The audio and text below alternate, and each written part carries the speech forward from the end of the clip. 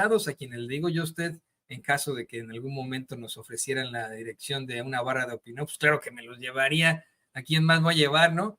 Déjeme saludar con muchísimo gusto al periodista y escritor Francisco Cruz. Paco, bienvenido a Sin Censura, ¿cómo estás? Toño, ¿cómo estás? Pero mientras nos llevas, tenemos que hacer un programa. Aquí estamos, un abrazote para Pepe. Y mira con qué temas tenemos hoy, ¿no? Así Qué es. cierre de sexenio. Es impresionante. Y un abrazote para el licenciado Gutiérrez Priego también. Así que aquí estamos, Toño, porque hay información. Mientras nos vamos a otro lado, dices tú a una de esas barras de opinión de la televisión pública, mientras tenemos que hacer este programa, Toño. Así que un abrazote y gusto saludarte. Y mira, Paco, me van a decir, ay, con lo que voy a decir a continuación, pero sin censura no le pide nada a CNN, ¿eh? O a Fox News. Mira, ya déjate tú a la hora de orinar de Televisa. Sin censura no le pide, pero absolutamente nada a CNN. Estas barras de opinión que tenemos aquí en Sin Censura son, pero mira, de gran categoría. Y por eso presento con mucho gusto al maestro José Reveles, gran periodista, gran escritor. Y bueno, pues él y yo estuvimos en la misma universidad. Maestro, bienvenido a Sin Censura. Muchas gracias, muy buenos días, Toño, y saludo ya a Paco Cruz, que está ahí presente, y seguramente el licenciado César Gutiérrez Priego, a quien le mando un abrazo también, y vamos a estar listos aquí para comenzar.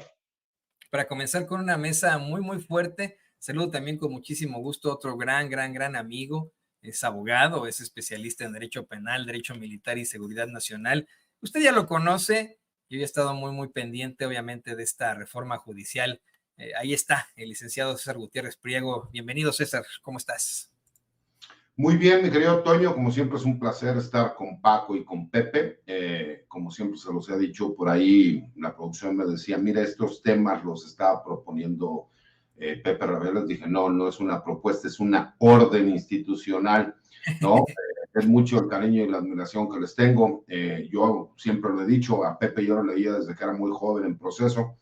Y la verdad es que Paco es un rockstar de las redes sociales, ¿no? Vemos los alcances que tiene y cómo lo quiere la gente. Entonces, para mí es un gusto y un privilegio siempre.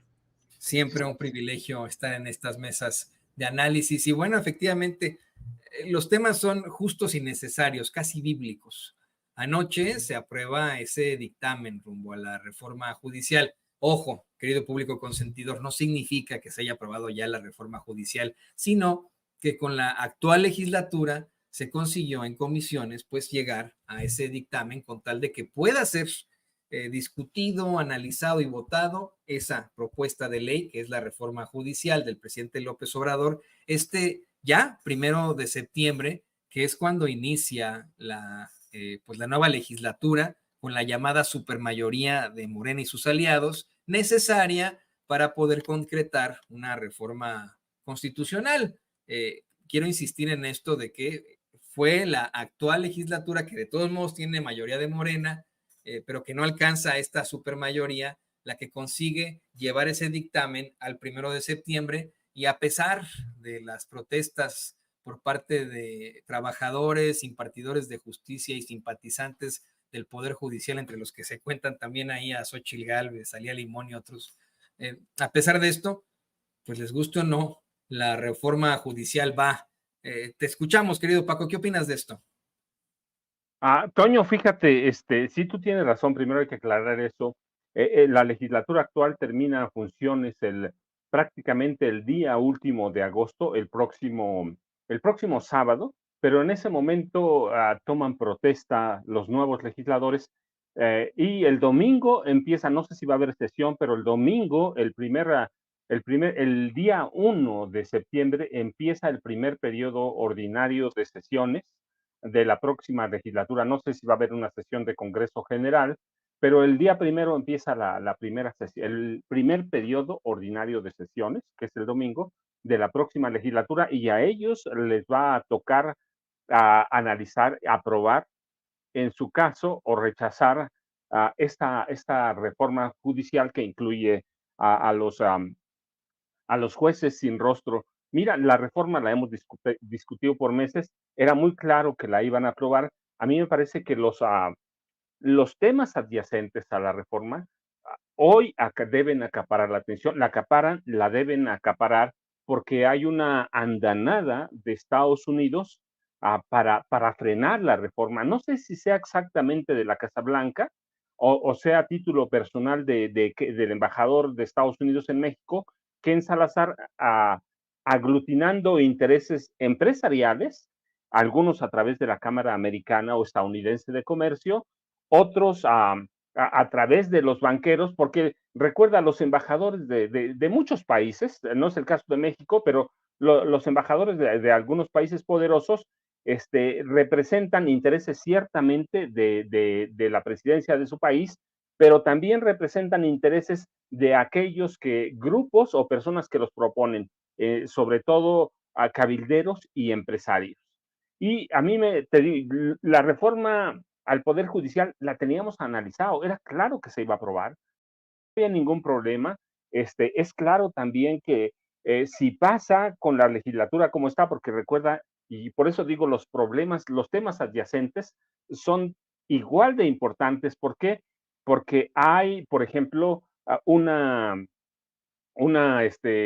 recurso que interpuso el PAN a través de la Suprema Corte de Justicia de la Nación. El licenciado Gutiérrez Priego seguramente ya lo vi, nos va a explicar exactamente por qué no debe proceder este recurso del PAN y del PRI para impugnar la asignación de plurinominales, pero bueno, ahí está el recurso pero eso hay que tomarlo o sumarlo a las intentonas golpistas y entreguistas de Norma Lucía Piña Hernández, que además debemos recordar que ella forma parte de algo muy oscuro a través del embajador Ken Salazar, y esta andanada violenta contra el presidente López Obrador y contra Claudia Sheinbaum Pardo, y hay que decirlo, Toño, esto no es producto de la casualidad, no es improvisado, no es que de la nada haya salido Ken Salazar a golpear al presidente López Obrador, a golpear a la presidenta electa, y a proteger a Norma Lucía Piña Hernández, sino esto es un cálculo derivado de un hábito intervencionista de Washington en los asuntos internos de México, un hábito que eventualmente no solo en México, bueno, también en México, ha terminado por orquestar y apoyar, en su caso, golpes de Estado o fraudes electorales, el intervencionismo ahora con motivo o injerencismo con motivo de la reforma judicial, deplorando y cuestionando y urgiendo a detener esa reforma al Poder Judicial. Esa es parte de esa retorcida idea de que la Casa Blanca, a través de sus embajadores, tiene la libertad para hacer lo que le plazca a Estados Unidos. Mira, yo digo, tiene razón López Obrador cuando recuerda la historia reciente y no tan reciente.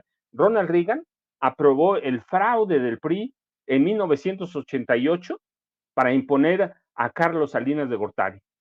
Lo autorizó con la condición de que Salinas profundizara el neoliberalismo que había impulsado a Miguel de la Madrid Hurtado. Y este neoliberalismo que nace con Reagan, con Thatcher, ellos no son los padres, los autores, pero sí los que lo pusieron en práctica, y Augusto Pinochet. Y Salinas hizo lo que hizo, y así nos fue. Y luego en 2006, ¿recuerdas?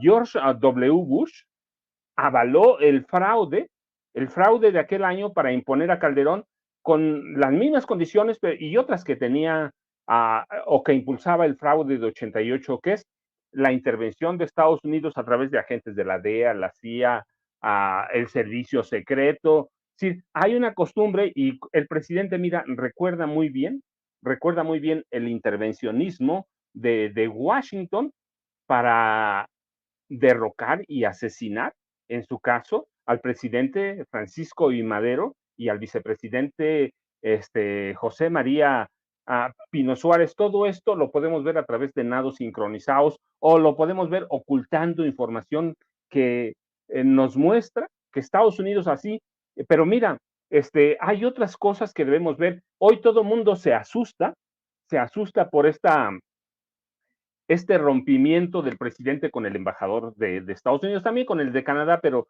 yo me centro con el embajador de Estados Unidos, con Ken Salazar. Todo el mundo se asusta, pero se les olvida que en su momento, Felipe Calderón Hinojosa rompió con el embajador en ese momento, ¿sí?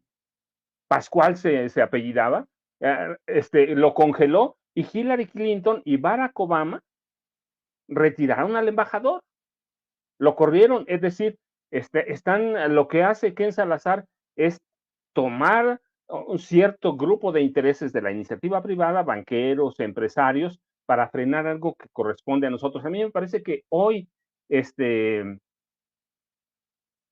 debe ser, este es el caso, un intervencionismo para tratar de frenar algo. Mira, el intervencionismo no es nuevo. ¿Recuerdas, por ejemplo, Hillary Clinton? Fue fundamental, a ella se atribuye la reforma energética del gobierno de Enrique Peña Nieto a través del apoyo de Luis Videgaray Caso, de Emilio Lozoya Austin. Así que a mí me parece que todo esto le añade algo mucho más picante, mucho más atractivo, más sexy de reportear. ¿Por qué? Porque no son nuevos, no son nuevas las intentonas de Estados Unidos. Carlos Pascual se llamaba el embajador de Estados Unidos en México en el gobierno de Calderón. Calderón lo congeló, se confrontó con él, y Barack Obama dio la orden a Hillary de correrlo, y lo depusieron, se lo llevaron. Entonces, a mí me parece que esto da más carnita, porque nos muestra cómo se mueven los intereses no solo de Estados Unidos, sino, por ejemplo, los de Norma Piña. No hay duda que hay una alianza muy perversa de Norma Piña con Ken Salazar para frenar esta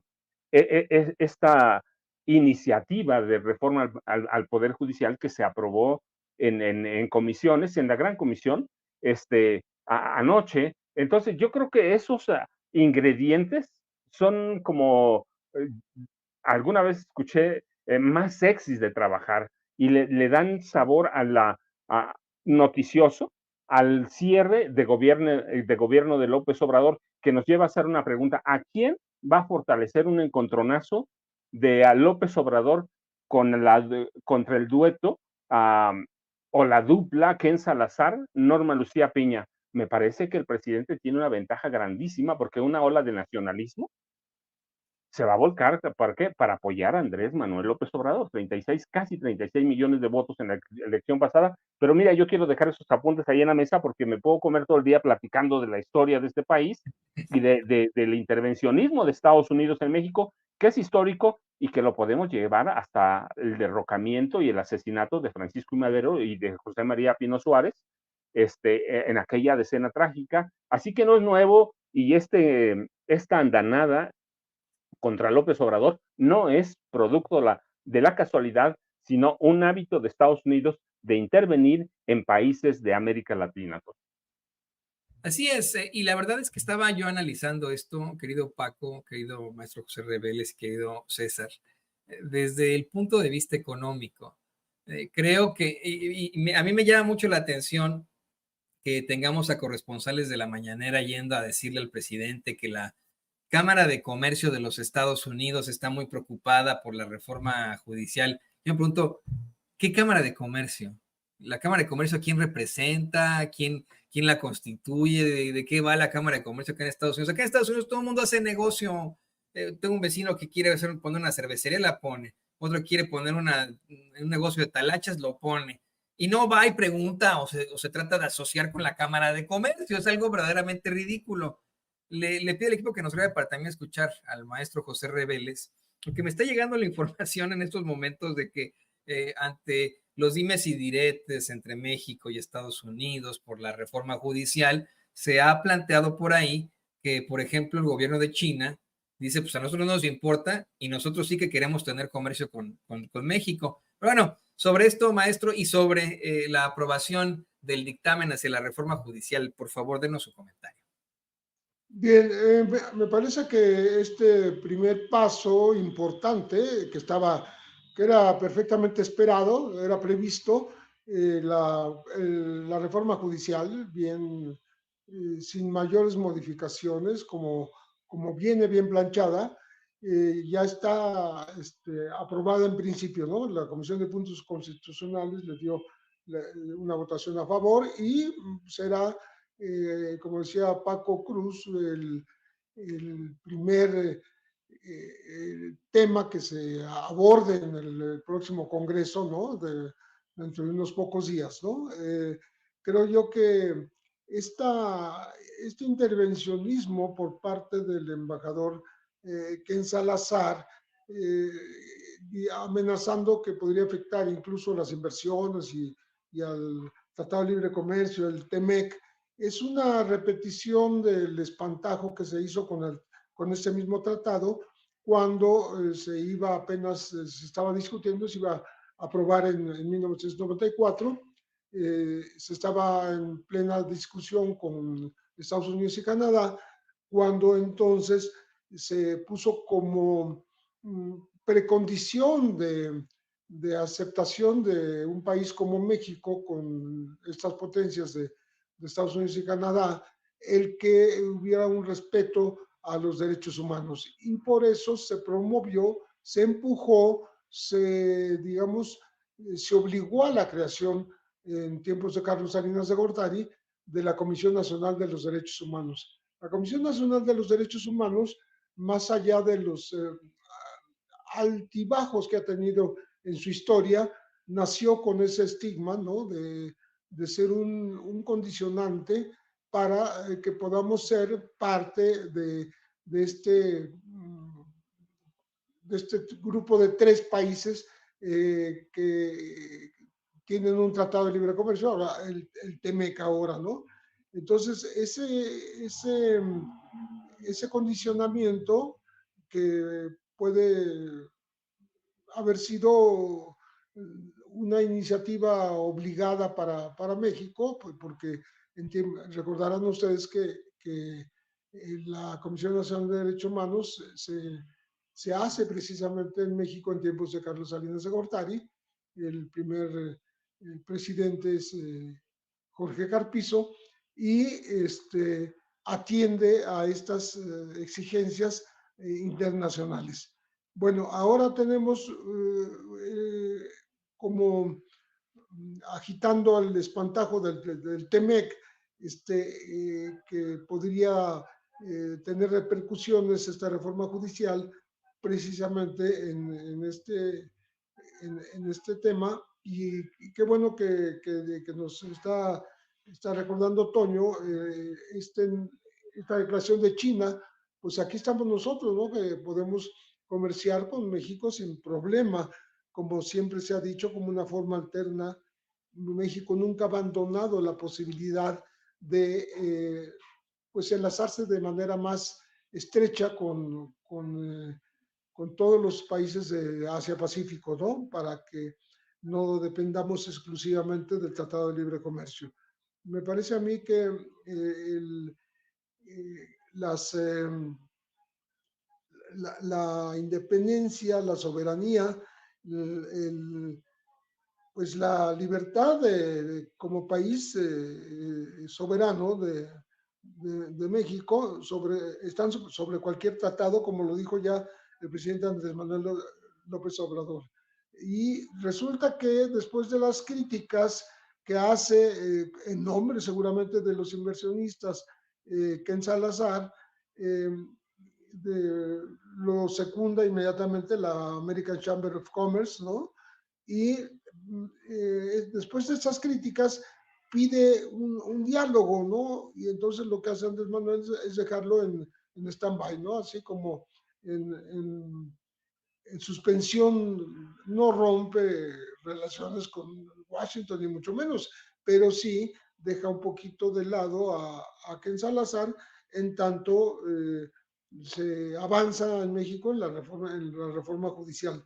Creo que vale la pena comentar que de última hora se incorporó el tema de los jueces sin rostro, propuesto por la diputada morenista Lidia García Anaya, tomando pues como ejemplo lo que ocurrió en Italia, pero en nuestro continente, tanto en Colombia como en Perú como en Brasil, en donde se utilizaron ese tipo de jueces en temas de alto perfil como el narcotráfico, el terrorismo, el crimen organizado, y que le dan pues una cierta seguridad, se preserva la seguridad de los propios jueces, pero también se preserva la identidad de los juzgadores para no ponerlos en peligro cuando están pues juzgando justamente a la alta delincuencia, ¿no? Organizada y a la no organizada, y en temas muy sensibles. Me parece que el, en los países donde se impuso, hubo críticas que seguramente se verán aquí, de que se violan los derechos humanos de los juzgados en la medida en que no saben quién los está evaluando, quién está analizando su conducta, quién está juzgando lo que hicieron en su momento y de lo que están acusados, y obviamente se emplea el pretexto de los derechos humanos para no permitir que opere lo de los jueces sin rostro. Es un tema pues viejo en Colombia, en el 91, si no me equivoco, es cuando se puso a partir del decreto 2790 y operó durante mucho tiempo, sobre todo con el tema de los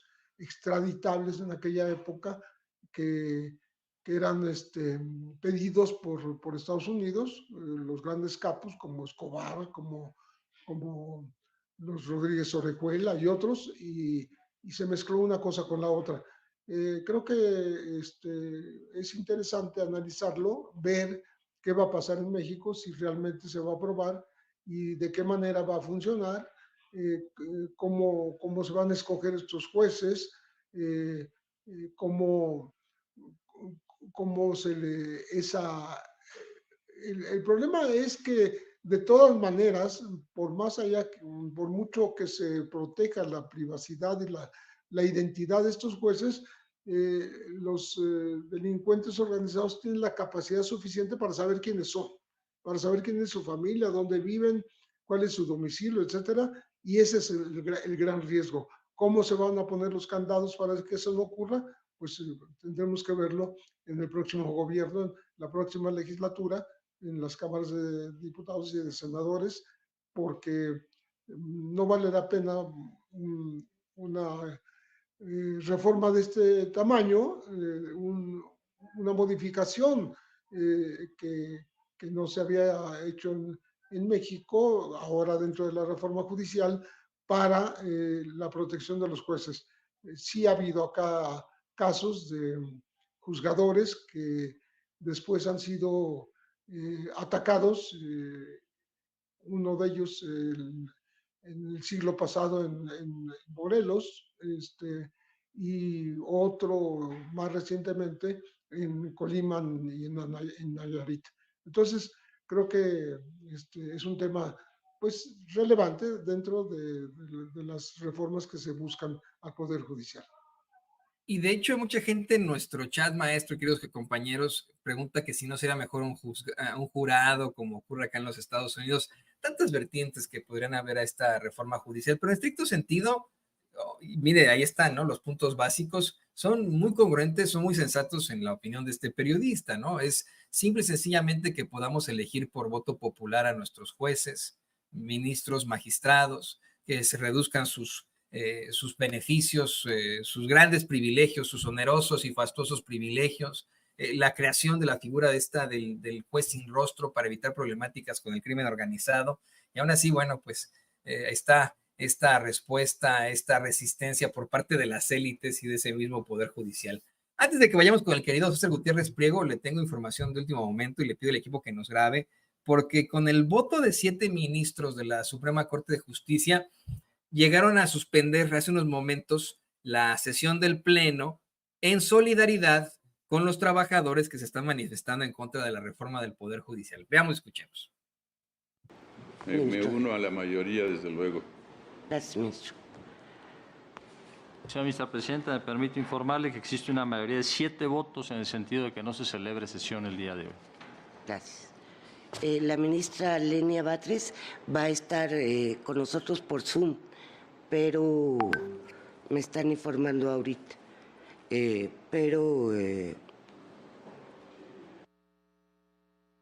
virtud de que por mayoría de votos se decidió que por solidaridad y apoyo a nuestros compañeros trabajadores de la Suprema Corte no hubiera sesión el día de hoy.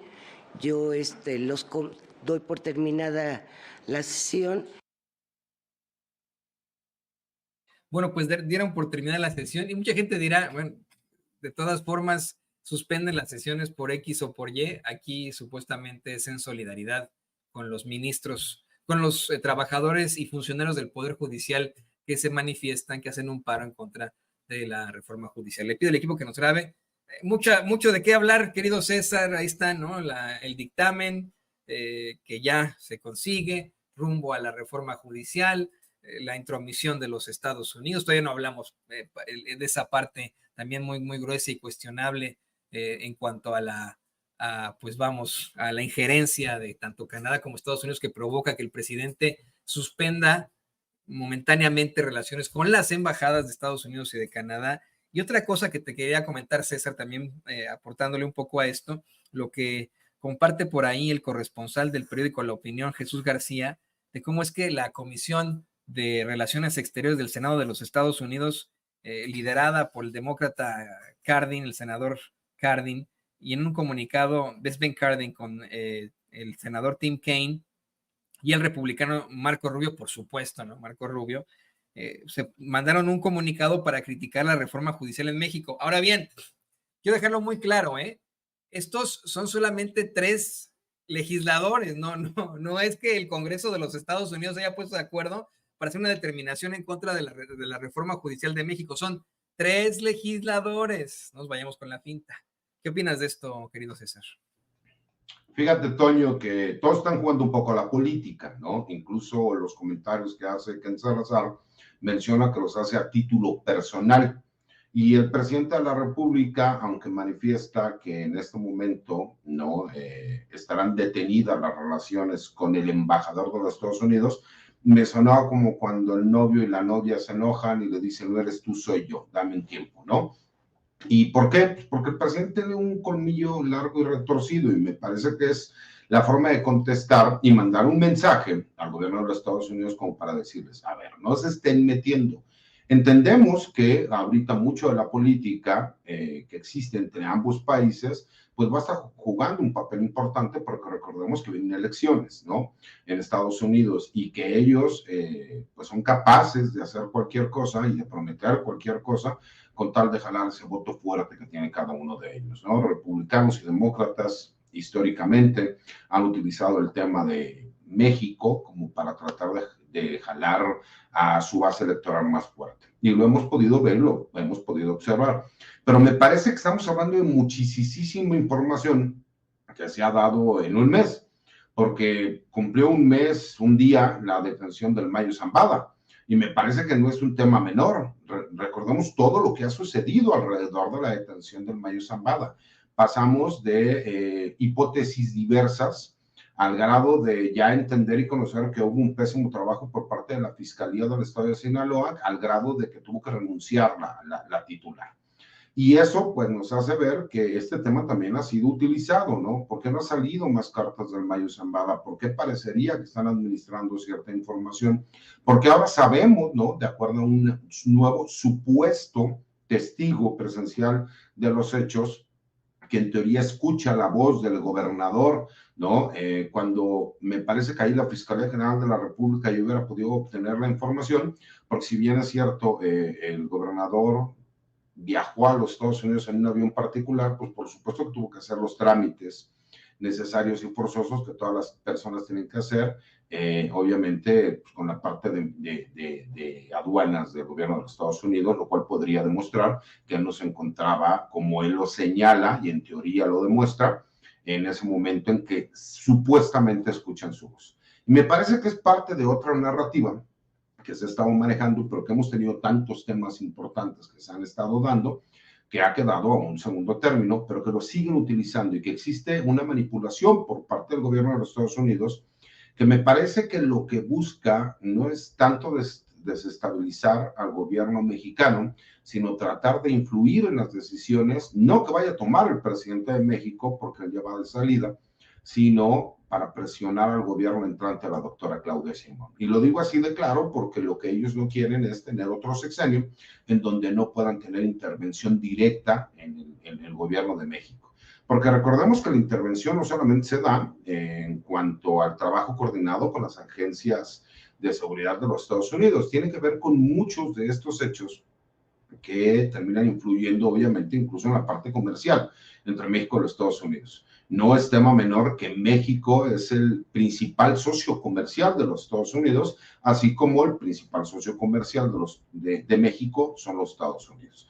Y que en ese intercambio que existen todos los días, estamos hablando de miles de millones de dólares, que obviamente, pues por estos negocios que existen entre ambos países, benefician a empresarios de diversos lugares de la República Mexicana y de los Estados Unidos.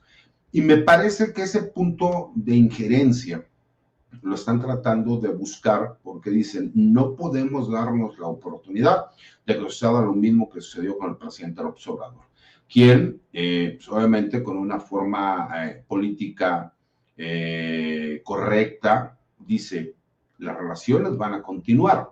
Lo que dejamos en suspenso es la relación con los embajadores, porque dice el embajador de los Estados Unidos, con Ken Salazar, y la pregunta expresa uno de los reporteros dice que también con el embajador de Canadá. La realidad es que la relación comercial que México tiene con Canadá no es tan importante como la que tenemos con Estados Unidos, pero no deja de ser un tema menor. ¿Por qué? Porque parecería excepción de acuerdo para contestar y hacer un extrañamiento en el sentido de la reforma judicial. Ahora entrando al tema de la reforma judicial, me parece que aquí el tema importante es, el mismo Poder Judicial entiende que es forzoso una reforma. Lo que pasa es que no están de acuerdo en que esta reforma sea con la elección, ¿no? Del voto libre, directo, universal, ¿no? De la sociedad mexicana, porque ellos consideran que se necesitan capacidades técnico-jurídicas para poder ser juez o magistrado. Y en esa parte puede que tengan razón, pero también la misma reforma nos habla que aquellas personas que sean electas, juzgadores, jueces o magistrados, pues van a tener un periodo en donde se van a preparar para que se pueda llevar a cabo. La realidad es que hablan de una carrera dentro del Poder Judicial que sí existe, pero no es como tal una carrera judicial, porque también se ha dado el caso de personajes que no cumplen con el requisito de ser actuarios y secretarios de acuerdos para poder ir a un examen de oposición. ¿Y qué es lo que pasa con el examen de oposición? La mayoría de los personajes que van a un examen de oposición pasan el examen. El problema es que las vacantes que existen, pues obviamente no alcanzan para todos, y ahí es donde sí viene el nepotismo, donde los familiares de los magistrados, de los ministros, de los jueces, los consentidos, los amigos o los que forman parte de ese grupo, son los que terminan obteniendo esos puestos. No es en todos los casos, pero sí en la gran mayoría. Ahora bien, ¿qué es la parte que preocupa aquí? ¿No? Como pudimos ver y tratar siempre de explicarle a la gente con palabras muchísimo más decentes y sencillas, no como hablamos los abogados, que parecería que a veces terminamos confundiendo más a la gente. La Comisión de Puntos Constitucionales de la Cámara de Diputados, ¿no? Que es la Cámara de Origen, recibe, ¿no? la propuesta de reforma, que nosotros conocemos como Plan C, para la reforma al Poder Judicial. Y el día de ayer, en una discusión de más de 12 horas, analizaron cada uno de los puntos y observaciones que se señalaron y se dio entrada a esta propuesta. Y como bien lo señaló Pepe, hubo por ahí incluso algunas solicitudes para que se pudieran incorporar, ¿no? A esta propuesta, como los famosos jueces sin rostro.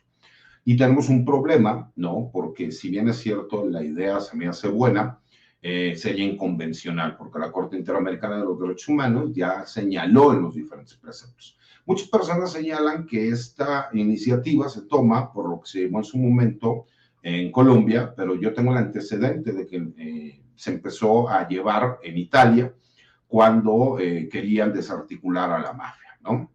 Y que obviamente a lo mejor en Italia sí tuvo buenos resultados, también se implementó en Brasil, se implementó en Perú, se implementó en Colombia, ¿no? Pero obviamente la Corte Interamericana, al señalar que era inconvencional, de acuerdo a los tratados internacionales, le daría poca posibilidad a México de que se pudiera llevar a cabo, porque además habría otros artículos de la Constitución mexicana que se tendrían que reformar también, y por eso se suma a esta propuesta.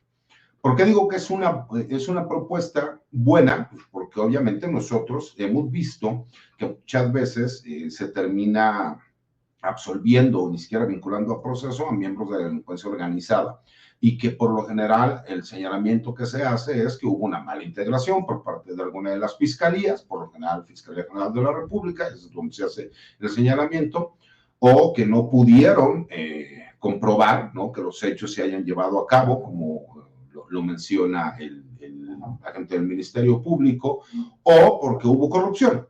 Pero también existe la otra posibilidad de que pudieran haber amenazado a alguno de los juzgadores y que a lo mejor no existe un mecanismo para protegerlos. Y esto, en teoría, lo que nos daría la oportunidad es que estos jueces no tuvieran temor o miedo a las represalias, que estos grupos de la delincuencia organizada pudieran llevar en contra de su familia, en contra de su persona, la integridad física, etc. El problema es que nuestra misma Constitución te señala que tienes que conocer las personas que te acusan, por qué te acusan, quién te va a juzgar, cómo te va a juzgar. Y hacían un señalamiento a los compañeros que es muy cierto. Nosotros, desafortunadamente, en México adoptamos un sistema jurídico penal que nos obligaron de forma internacional a adoptar un sistema del common law, ¿no?, de los países anglosajones, en específico del gobierno de Estados Unidos. Y lo trajimos a México. El problema es, este sistema lo que busca es priorizar la justicia sobre la legalidad. ¿Por qué es así? Porque utilizan a un jurado popular de comunes, ¿no?, como lo dijeron en Inglaterra, sino de gente común, que es igual que cualquier ciudadano que no tiene conocimientos de derecho. Para eso está el juez, para que él, las reglas que tienen que aplicar, sea quien esté verificando que se lleven de acuerdo a los procedimientos legales que ya están establecidos con anterioridad. Y lo que busca es que este grupo de ciudadanos determinen de forma unánime si una persona es culpable o no es culpable, o si es inocente.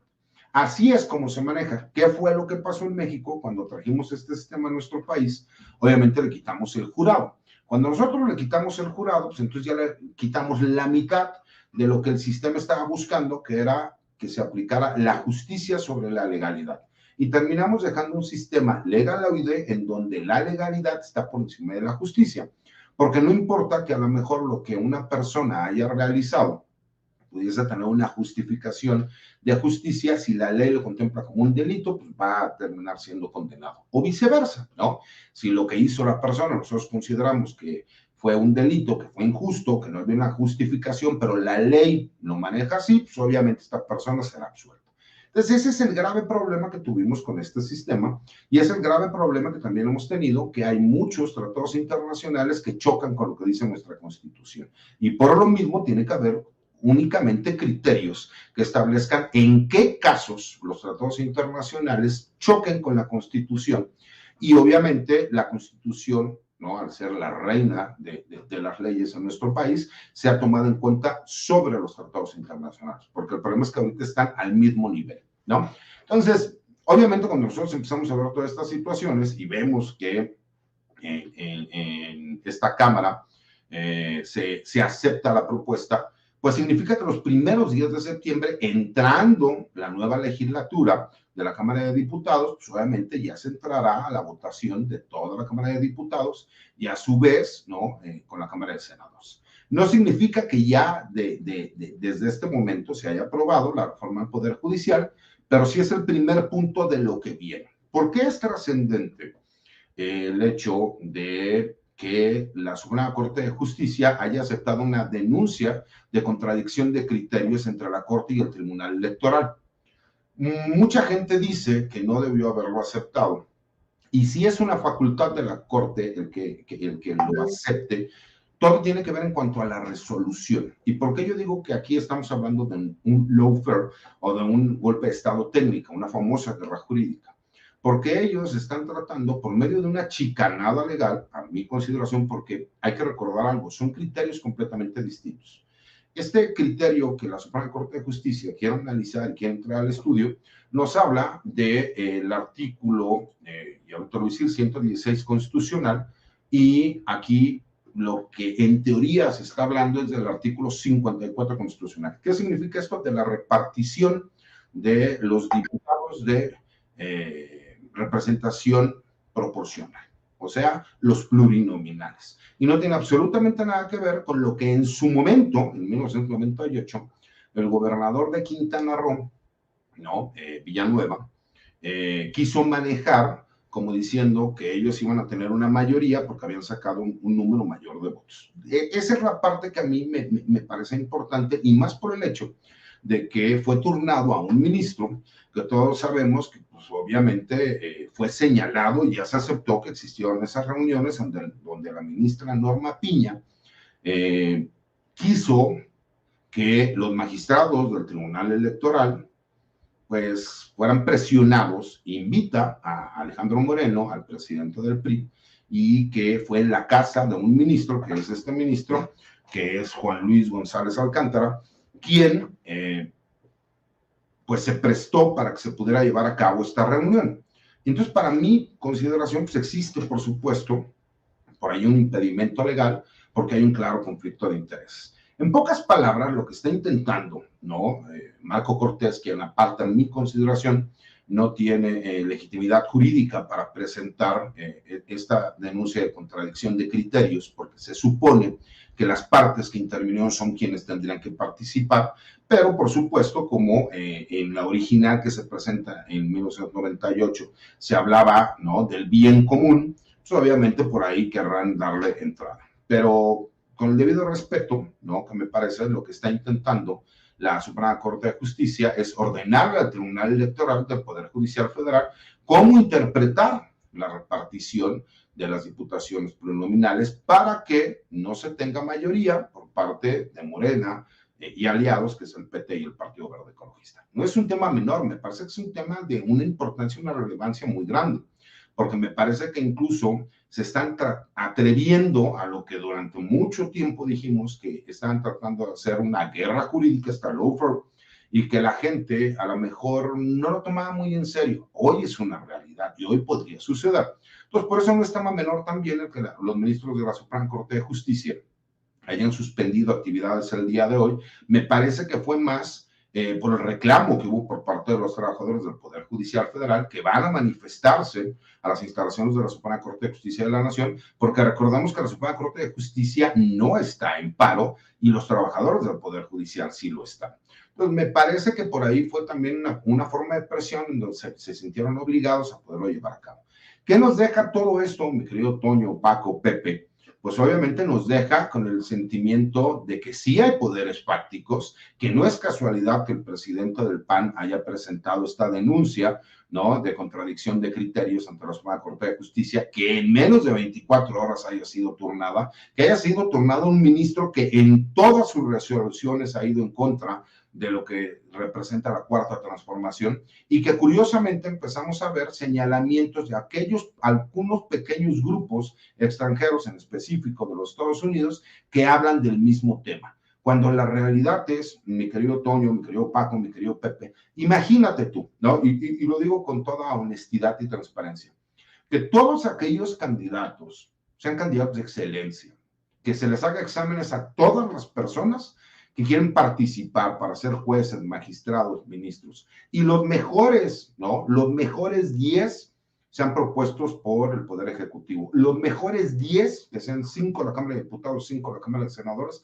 sean propuestos. Y los mejores 10 del Poder Judicial sean propuestos. Entonces, sí, la gente va a votar por la excelencia, y ahí no me podrán decir que no habría capacidad, porque antes tú ya hiciste un escrutinio y hiciste exámenes para saber quiénes tienen la capacidad técnico-jurídico para llevarlo a cabo.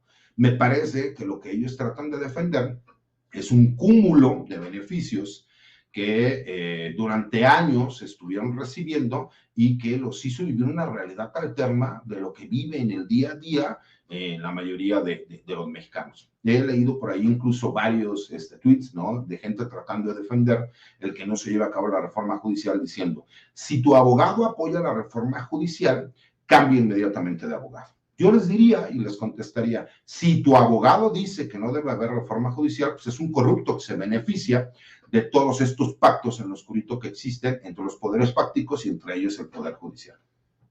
Totalmente, qué buena respuesta, exactamente, así.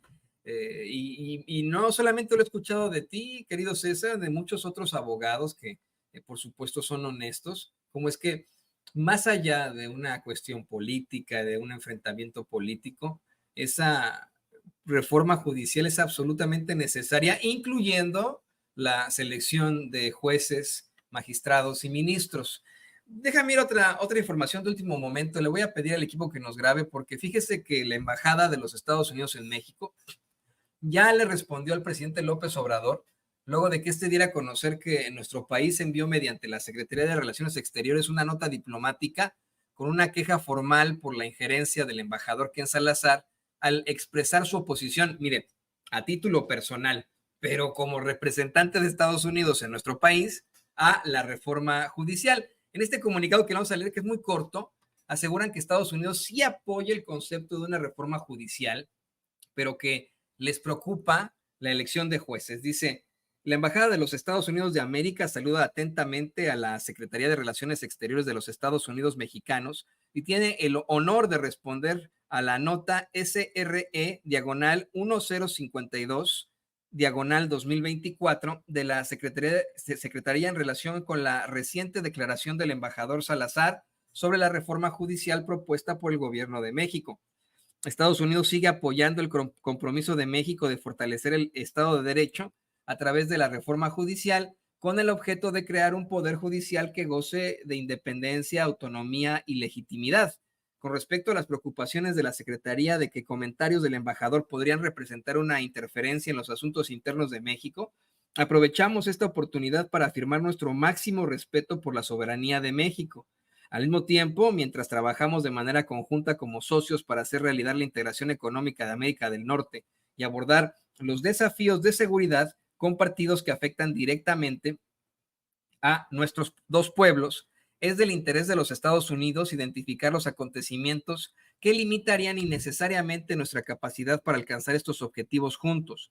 Como lo expresó el embajador Salazar, Estados Unidos apoya el concepto de reforma judicial en México, pero nos preocupa mucho que la elección popular de jueces no aborde la corrupción judicial ni fortalezca el poder judicial del gobierno de México. Estados Unidos desea continuar su estrecha colaboración con México para alcanzar nuestros objetivos compartidos como socios iguales y en el espíritu de amistad que refleja nuestros lazos de antaño. La Embajada de los Estados Unidos de América aprovecha esta oportunidad para reiterar a la Secretaría de Relaciones Exteriores las seguridades de su más alta consideración. Embajada de los Estados Unidos de América, Ciudad de México, 23 de agosto de 2024. Aquí, antes de que escuchemos a nuestros compañeros, hay varias situaciones que surgen a la mente.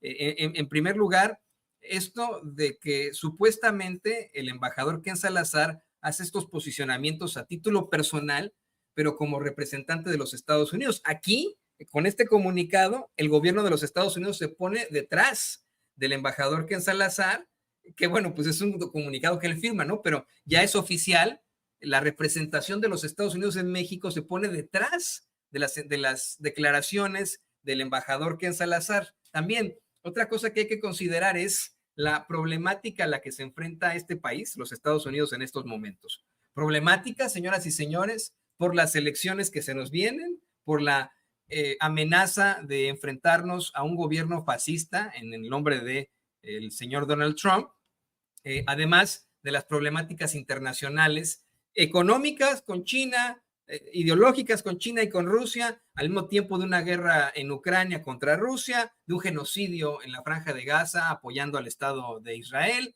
y en medio de todas estas problemáticas, al Departamento de Estado se le ocurre enfrentarse con el mayor socio comercial de México y salir con esta, pues, chistosada de oponerse a una situación que le compete única y exclusivamente a los mexicanos, que es la reforma judicial? Por mucho que digan que hay intereses compartidos, que podrían afectar, ser afectados debido a esta reforma, no tendría que haber algún tipo de injerencia por parte del embajador de los Estados Unidos en México. Le pido al equipo que nos grabe para escucharte, Paco. ¿Qué opinas de esto? Toño, yo les decía que para mí lo interesante es eso, que Estados Unidos ha tomado un posicionamiento claro, aunque lo suaviza. Aquí dice, sí estamos a favor de la reforma, pero nos preocupa esto.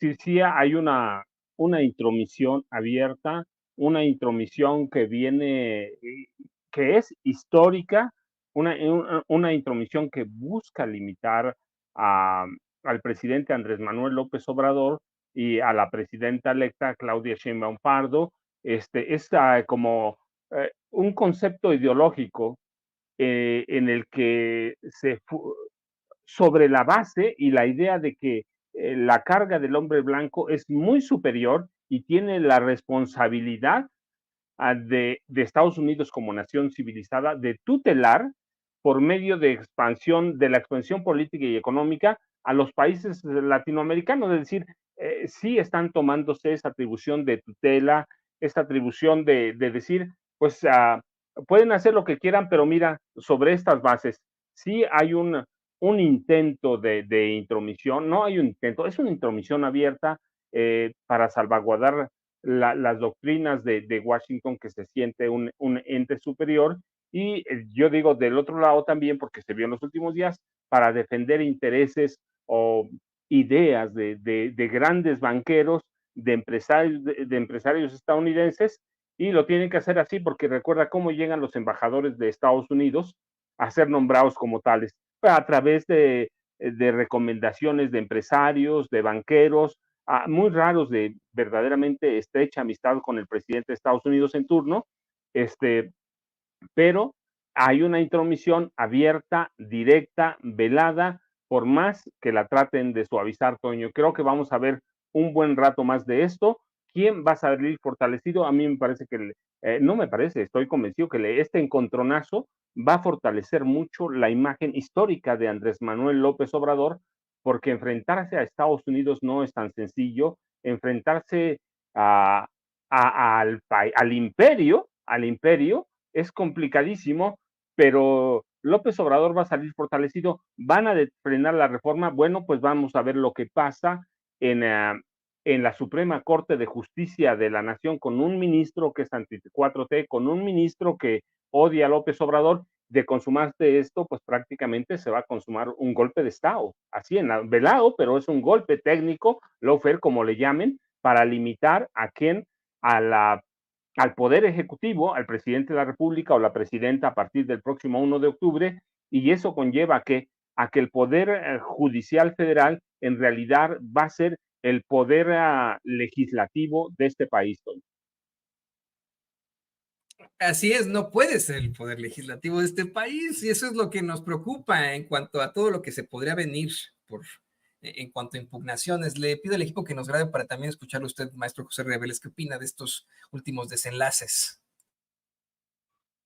Pues precisamente tiene razón el comentario de Paco Cruz con respecto a que trataron de enmendar la plana, pero solamente reiteraron su afán de injerencia, porque por más que suavicen las palabras y las posiciones, diciendo que respetan lo que México haga, etcétera, etcétera, y que sí es necesaria esta reforma judicial, pero, y entonces ya ponen los condicionamientos, pues sí, es una forma de meterse en lo que no les toca, ¿no? Y creo que ahí, en efecto, el presidente López Obrador ha puesto los puntos sobre las IES, ¿no? Se trata de una decisión soberana, ¿no? Que no tiene por qué consultarse, no hay ningún país que tenga el derecho a meterse en lo que México está haciendo, lo haga como lo haga, y de la misma manera México no se mete con otros países para decir qué es lo que tiene que hacer, ¿no? Entonces, esta forma de criticar y luego retirar la mano y decir, bueno, yo no quise criticar, sin embargo, sí opino que las cosas deben ser de esta manera, pues es un intento de suavizar las cosas, pero no está renunciando a esta injerencia. Es un poco lo que, en mi juicio, el Poder Judicial, a través de este paro que está cumpliendo una semana, que después de haberse confrontado con el presidente con el gobierno por esta propuesta de reforma judicial, quieren ir a dialogar a donde se está llevando a cabo la reforma al Congreso, y por supuesto no lo reciben. ¿Por qué? Porque ya se habían confrontado, ya habían hecho el paro, evitando toda posibilidad de diálogo. Entonces, a deshora quieren llegar y decir, bueno, queremos dialogar, ¿ya para qué? ¿No? Porque se pusieron en una postura de confrontación y la quieren enmendar de última hora. Creo que hay una especie de paralelismo entre la diplomacia de los Estados Unidos y lo que se hizo en esta protesta de los trabajadores, dicen, pero movidos obviamente por funcionarios judiciales, y defendiendo sus propios intereses y sus privilegios para que no se los toquen. Entonces, estamos a la espera de que las cosas se manifiesten de manera más clara, que esta respuesta de crítica velada a la Secretaría de Relaciones Exteriores, pues mejor se allane todavía más y digan, bueno, no tenemos nada que ver con lo que se está haciendo en México, respetamos y nos abstenemos ya de opinar. Siguen opinando. El opinar es ya de por sí una forma de intervencionismo que es inaceptable para México. Así es, no sé en qué ayuda, en qué aporta este mensaje, este comunicado, esta nota diplomática de la Embajada de los Estados Unidos en México, maestro. Más bien, a mí me parece un tanto ofensiva como mexicano estadounidense, ¿no? Como mexicano, porque no debería haber de ninguna forma algún tipo de injerencia en una decisión que es absolutamente concerniente de los mexicanos. Y como estadounidense, porque nuestro gobierno continúa metiendo la mano donde no le corresponde, asegurando que esto es en defensa de nuestros intereses, y pues la verdad, ¿qué intereses van a estar defendiendo al tratar de minar la opinión o la decisión de otro país sobre su sistema judicial? Le pido al equipo que nos grabe para también escucharte a ti, César. ¿Qué opinas de este último desenlace? Pues como bien lo dice Pepe, ¿no? Parecería que la intención es seguir en la conversación, como diciendo, no te preocupes, lo que a nosotros nos interesa es poder seguir trabajando juntos, pero en pocas palabras está dando a entender, aún así estaremos atentos, ¿no? A cualquier cosa que pudiese suceder. Y te digo que a mí lo que me da la impresión es que lo que intentan es, entienden claramente con el presidente López Obrador, no pueden y no pudieron. Y el presidente López Obrador se va en 30 días. Lo que ellos están buscando es tratar de tener injerencia en el gobierno de la doctora Claudia Sheinbaum. Y este es un tema que les puede beneficiar a ellos, porque recordemos el primer comentario que hizo Ken Salazar fue en el sentido positivo, que incluso él venía de un estado en donde los jueces, ¿no?, eran electos por voto popular. Hay que entender, ¿no?, que en Estados Unidos, en muchos de los estados, en la gran mayoría de los estados, los jueces locales tienen que ir a elecciones en donde ellos son votados y la gente, si está de acuerdo con el trabajo que ellos realizaron, pues pueden volver a tratar de reelegirse y la gente votar por ellos. Pero los jueces federales sí son designados por el presidente de los Estados Unidos y por el Congreso. Entonces, obviamente, cuando se hace el comentario de, bueno, pues incluso en Estados Unidos sí se da, la gente dice, no, bueno, los que defienden que no se lleve a cabo como tal una elección popular de jueces, magistrados y ministros, dicen que no se puede comparar la problemática que tiene ser un juez local con un juez federal. Pero, mi querido Toño, creo que es importante que todos podamos entender que lo que estamos buscando es un mejor sistema de impartición de justicia. Y por supuesto que va de la mano, y lo sabemos, que esta reforma al Poder Judicial no puede dejar de ir de la mano con la reforma a las fiscalías y a la policía. De entrada, porque necesitamos policías que tengan capacidades de investigación, que estén subordinadas al Ministerio Público, pero que puedan trabajar de forma conjunta. Porque ese es el grave problema que tenemos en la impartición de justicia, por lo menos en materia penal.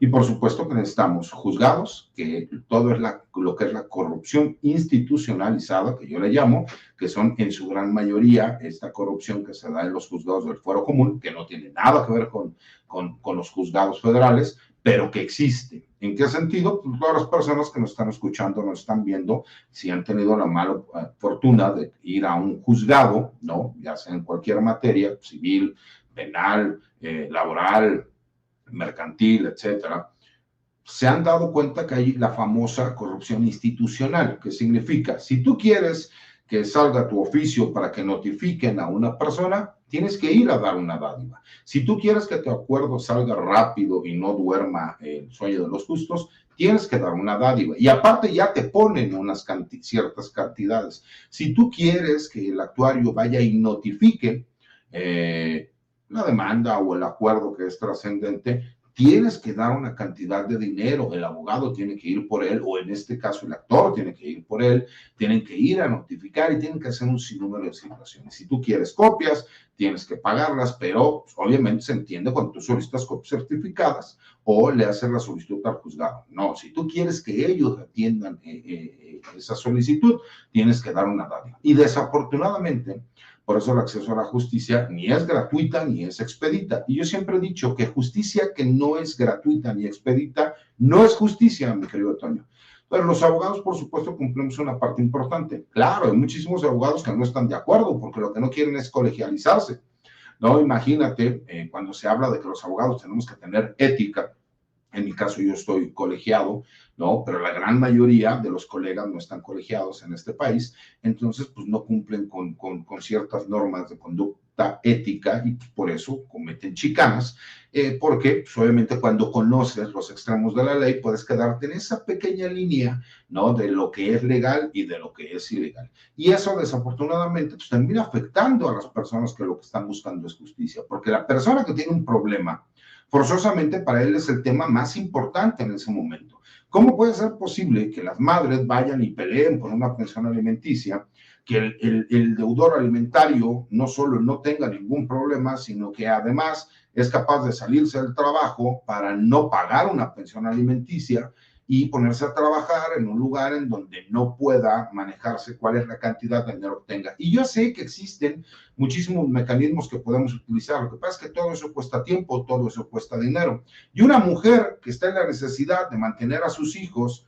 y que no le alcanza, tiene que estar gastando todavía o esperar los tiempos de meses o años para que puedan realizar un dictamen o un peritaje en trabajo social, hacer una visita domiciliaria, etcétera, etcétera, etcétera. Por eso la gente se desespera. Entonces, por supuesto que tiene que ser una reforma integral y se está iniciando con el Poder Judicial Federal, porque recordemos que esto se va a replicar en todos los estados de la República. Y para aquellas personas que digan, pero es que difícilmente lo podrán llevar en todos los estados de la República. Lo único que necesitamos es 17 estados de la República, congresos locales que lo autoricen para que se lleve a cabo en todo el país. Entonces, estamos buscando un sueño de un cambio y de una transformación en este país. Quien no lo quiera entender, como yo te lo decía, mi querido Toño, porque dicen, imagínate los jueces del bienestar. Yo te puedo asegurar que si buscas la excelencia, hay grandes juristas que pueden hacer lo mismo y competir en el mismo nivel que muchos jueces y magistrados. No, y además es que eso es lo que tal, como lo comentaste hace rato, lo que tal vez le preocupa a algunos de los trabajadores, algunos de los funcionarios del Poder Judicial. Mencionabas el caso de los actuarios, ¿no? Que muchos de ellos están también intentando buscar la carrera judicial y nomás no les va a salir ahora, lo pueden seguir haciendo si se busca esto mediante la vía democrática, así de sencillo. Pero bueno, es un tema que tendremos que dejar para más adelante. Se nos fue el tiempo como agua, desafortunadamente, como siempre, y pues como siempre también fue una gran mesa de seguridad con grandes voces. Te quiero agradecer, querido César. Vamos a ir de atrás para adelante porque los últimos serán los primeros. Por tu comentario, pedirte que por favor nos compartas tus redes sociales. Mira, fue como en el ejército, mi querido Toño, dijimos por media vuelta y ya terminamos adelante para que no hubiera problema. Oye, mira, mi página de X, anteriormente Twitter, que es la que yo personalmente manejo, que es @CésarGutiPri. Últimamente no he hecho videocolumnas, prometo que las estaré haciendo, mi actividad profesional no me lo ha permitido, he tenido muy poco tiempo, pero agradecerles, ¿no? Como siempre, para mí es un placer estar con Paco y con Pepe, saben la admiración que tengo, el cariño que les tengo, está pendiente el que podamos ir a jugar dominó. Obviamente, Toño, espero que tu papá esté mucho mejor. Perdón que lo diga abiertamente al aire, pero sabes que hay una amistad, hay una preocupación genuina de mi parte. Y pues agradecer a todas las personas, ¿no? Trato de leer los comentarios que nos envían, de compartir con todos ustedes lo que desde mi humilde punto de vista y lo que mi profesión me ha enseñado, porque yo sí creo en el proyecto de la Cuarta Transformación y creo que en este país tenemos que cambiar las cosas para mejorar. Te lo he dicho abiertamente, yo ya he tenido problemas con algunos juicios en el Foro Federal, porque no les gusta mi activismo, pero pues llegó el momento de definirnos, ¿no? Y de ser valientes, porque me parece que incluso los tibios son escupidos, ¿no? De acuerdo a las escrituras o al poder superior que ustedes puedan tener, en mi caso es Dios. Entonces, pues creo que llegó el momento de definiciones y la definición es muy clara. La reforma al Poder Judicial va y tenemos que defenderla con todo lo que tengamos a nuestro alcance, por la vía legal y obviamente por parte de alzar la voz y decir las cosas como son. Les mando un abrazo como siempre y es un placer y un privilegio estar con ustedes todos los martes. Muchas gracias, querido César. Mi papá te está viendo, efectivamente, según los médicos tuvo una salida favorable a la cirugía a la que lo sometieron hace un lunes, de este lunes, hace un 8, ¿no? Ya una semana. Gracias a Dios, ya está en casa, ya le dieron de alta. Sigue una larga recuperación debido a esta pues horrenda enfermedad que muchos de nosotros, pues, obviamente que afecta tantas veces a la humanidad, que es el cáncer, pero él está pendiente siempre de tus comentarios, de los comentarios de los colaboradores de Sin Censura y por supuesto del público consentidor que emitió muchas oraciones bueno, en su vida. Yo le mando un abrazo a tu papá, sabe la estima que le tengo, pero yo le quiero pedir un favor. Él, como buen militar, ¿no? Retirado, es de mucha fibra y no puede claudicar en estos momentos tan importantes. Vamos a hacer un trato tu papá y yo. Él le va a echar toda la fibra del mundo para salir adelante y yo le prometo que voy a hacer todo lo posible para poder ser ministro de la Suprema Corte de Justicia, para cambiar este país de una forma positiva. Y ese es le mando un abrazo fuerte y es el compromiso que yo hago con él. Todos los días vamos a salir a derrochar fibra para poder conseguir que él esté sano y que yo pueda conseguir lo que me propuse hace algunos meses. Me encanta la propuesta. Ya pues seguramente te buscará por ahí. Y por ejemplo, a mi papá le gusta mucho correr, ¿no? Entonces estoy seguro que en una de esas van a correr los dos juntos a la Suprema Corte de Justicia de la Nación, el ministro César Gutiérrez Priego, qué fantástico será eso, y el doctor José Antonio Ruiz Alfaro. Muchas gracias, querido César. Te mando mi cariño, mi verdadero cariño, agradecimiento. Igual, pues vamos de atrás para adelante. El maestro José Reveles no tiene redes sociales, pero por supuesto que también le enviamos todo nuestro agradecimiento por su participación en esta mesa, por sus interesantes comentarios. Muchas gracias, maestro José Reveles. Muchas gracias a ustedes por esta compañía siempre informada, crítica, que nos permite aprender. Estamos en momentos definitorios y hay que tomar decisiones y apoyar lo que hay que apoyar, como esta reforma judicial que para mí es absolutamente necesaria. Sin hipocresías, como dice la carta esta de